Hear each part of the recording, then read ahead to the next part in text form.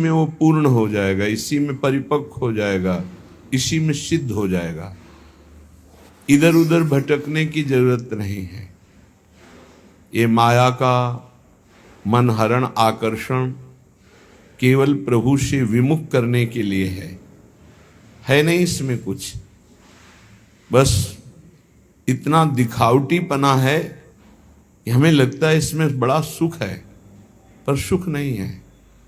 दुखालयम अशाश्वतम नाशवान है, परिवर्तनशील है। ये हृदय में बैठालना पड़ेगा।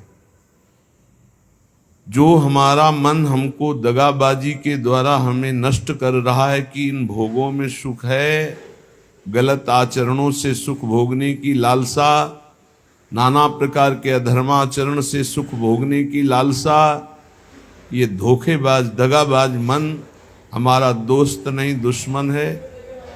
हमको इसको सुधारना होगा। ये हमारे बल से ही बलवान होकर हमारा पतन निश्चित करता है। इसलिए ये चाहे जितनी जलन हो, इसी को होती, तुम्हें नहीं होती। तुम्हें दृष्टा मात्र रहना है, साक्षी मात्र रहना है। इसकी जलन अपने में स्वीकार नहीं करनी, ये ठीक हो जाएगा। आप अगर साक्षी भाव से देखेंगे तो कभी कोई भी अनुकूलता प्रतिकूलता मान अपमान निंदा स्तुति ये आपको स्पर्श ही नहीं कर सकती। इसका प्रभाव अंतःकरण में होता है। वो अंतःकरण आप नहीं, आप अंतःकरण के दृष्टा हैं, उसके साक्षी हैं। पर मलिनता अज्ञान का आवरण ऐसा है कि साक्षी भाव नहीं रह पाता और हम उसी में डूब जाते हैं। और तन्मयता पूर्वक मन में डूबने का मतलब है पतन, सम्मूढ़ता, स्मृति भ्रंशः, बुद्धिनाशो, बुद्धिनाशात् प्रणश्यति। इसलिए सखी नाम रूप गुण गाओ। किसी भी मार्ग का पथिक हो, यदि नाम निरंतर नहीं जपता तो खोखलापन बना ही रहता है, खालीपन बना रहता है।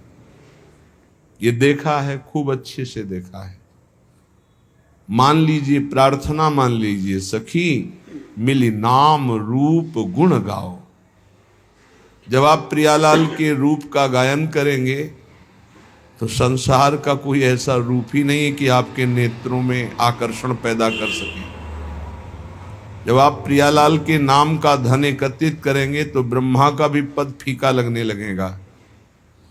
जब आप प्रियालाल के चरणों की सेवा में रहेंगे तो कोई भी ऐसा सुख नहीं है जो आपको आकर्षित कर सके। विश्वास कीजिएगा, श्री प्रियालाल की सेवा में जो सुख है वो किसी भी साधना के द्वारा सुख प्राप्त नहीं किया जा सकता। इसलिए अपने को बहुत सुंदर मार्ग मिल गया है। सखी मिली नाम रूप गुण गाओ, कलो संघो शक्ति। जब हम 10 लोग मिलकर के किसी भी कार्य का अनुष्ठान करते तो उसमें विशेष पावर जागृत होता है। फिर हम 100 लोग, फिर 1000 लोग, फिर लाख लोग, तो हम विश्व का कल्याण कर सकते हैं। एक महात्मा यदि सच्चाई से भजन करे तो योजनों भजन के प्रभाव से निष्पाप प्रवृत्ति पैदा कर सकता है। यदि वो संकल्प करे तो, ना करे तो स्वाभाविक उसका प्रभाव जो उस पर श्रद्धा करेगा वही प्राप्त कर पाएगा। फिर जहां हजारों लोग मिलकर नाम कीर्तन करें, हजारों लोग गुण कीर्तन करें, हजारों साधना करें, सातरति सातरति सा लोकाम तारयति, वो लोक के लोक पावन कर देता है। निर्वैर निरपेक्ष महात्मा जब नाम कीर्तन करता है तो जहां जहां आवाज जाती है सब निष्पाप करता चला जाता है। भगवान नाम सबको निष्पाप करता चला जाता है। इसलिए हे सखी, हम सब मिलकर के नाम जप करें, नाम कीर्तन करें, लीला गुण का गायन करें और सेवा करें। समाज की सेवा, परिवार की सेवा, श्री जी की सेवा, ये सब एक ही प्रभु की सेवा, ऐसा मानकर करें। हे सखी, ये गौर श्याम का रूप ऐसा है, ये बड़ा रसीला भी है, बड़ा नसीला भी है। मदा घूर्णन नेत्रम, ऐसा नशा चढ़ता है रूप की प्रेम घूर्णित नेत्र, जैसे एक नशे में कोई हो, शरीर की शुद्ध नहीं, ऐसे ही आनंद की उन्मत्त दशा में शरीर की शुद्ध नहीं।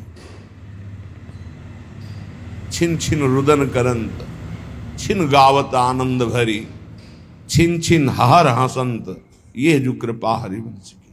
ऐसा नशा है ये, एक बार चढ़ जाए तो जन्म जन्मांतर की बिगड़ी बन जाए। नाम जपने का नशा, लीला गायन का नशा, गुण श्रवण का नशा। महाराज पृथु भगवान से प्रार्थना करके कहते हैं, नाथ मुझे और कुछ नहीं चाहिए, मुझे 10,000 कान दे दो, जिससे मैं आपकी निरंतर लीला सुनते हुए कभी तृप्ति का अनुभव न करूं। कैसी लीला श्रवण में रुचि है, मुझे और कुछ नहीं चाहिए, बस आपकी चर्चा सुनते रहे, रात दिन आपकी चर्चा। गौर श्याम को रूप रशीलो, ये नयनन माहे बसाओ। कैसे नेत्रों में ये रूप प्रकाशित होगा? बोले सखी मिली नाम रूप गुण गाओ। प्रियालाल का नाम, उनकी रूप महिमा, गुण महिमा यदि गायन करोगे तो ये रूप कृपा करके नेत्रों में झलकने लगेगा।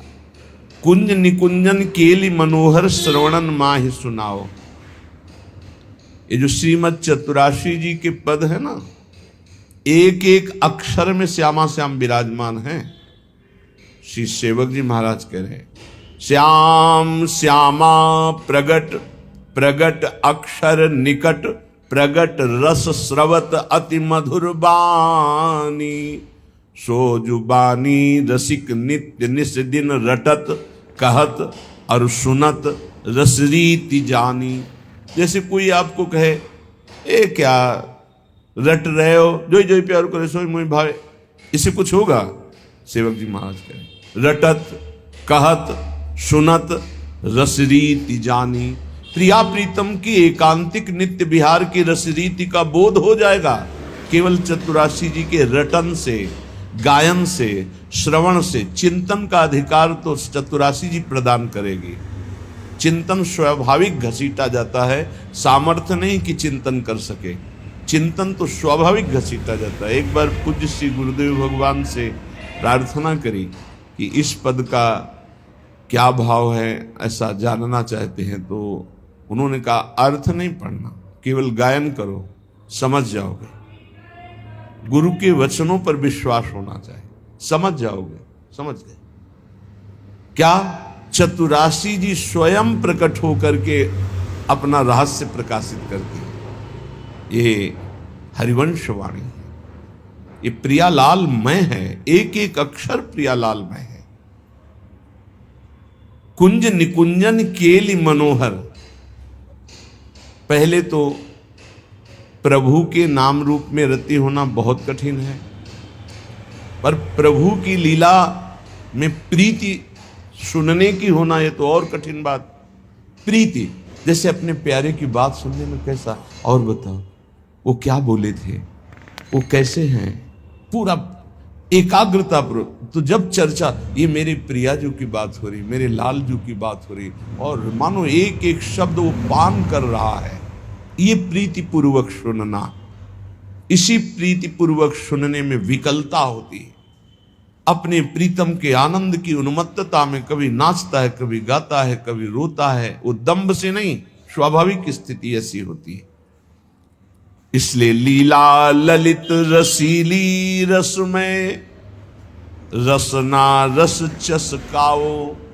हमारी जबान को ये आदत पड़ जाए, खाली गुनगुना रहे हैं, केवल गुनगुना रहे हैं। इसी से आप देख लेना, आज निकुंज मंज में खेलत नवल किशोर नवीन किशोर।